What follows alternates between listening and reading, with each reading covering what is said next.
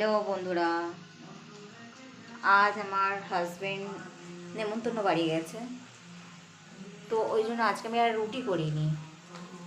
আজ আমার হাজবেন্ড মানে কোনো নিমন্তন্ন বাড়ি গেলেই রাত্রে বিশেষ করে রাত্রে কোনো নিমন্তন্ন বাড়ি গেলেই আমরা মা মেয়ে খাই, তো আমরা তখন আর রুটিটা করি না।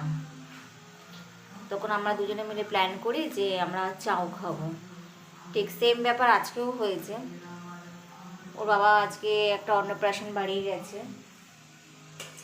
চলে গেছে। এই দেখুন,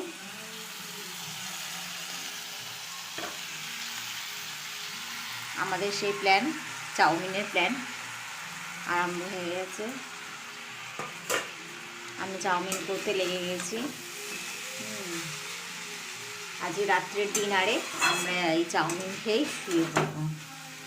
তাছাড়া আজকে আমার খুব একটা ভালো লাগছিলো না, কেন আমি আপনাদের দুপুরবেলা একটা ব্লগ দিয়েছিলাম, আমি ছিলাম না সেখানে, আমি একটা কাজের মধ্যে ছিলাম।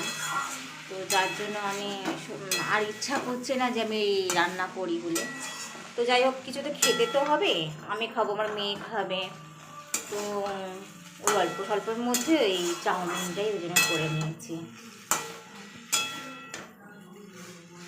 তো আমার এই চাউমিনটার মধ্যে কী কী দিয়েছে আমি বলি। আমার এই চাউমিনটার মধ্যে গাজর, আলু, ডিম, কাঁচা লঙ্কা আর পেঁয়াজ, এই কটা দিয়ে আমি আজকে চাউমিনটা বানাচ্ছি। তো শীতকালে অনেক সবজি ওঠে যেগুলো দিলে খুব ভালো লাগে খেতে, বাট আমার মেয়ে ওসব খায় না বলে আমি বানাতে পারি না।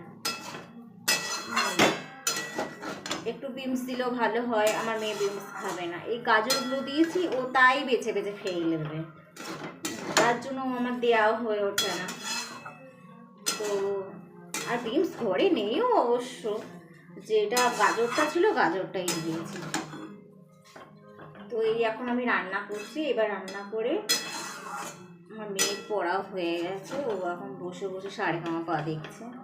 রান্না হয়েও গেছে, এবার ওকে নিয়ে খেতে বসে পড়বো।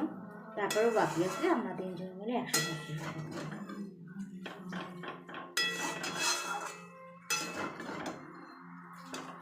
দেখি মোটামুটি শেষের দিকে। তো আজ এইটুকুনি।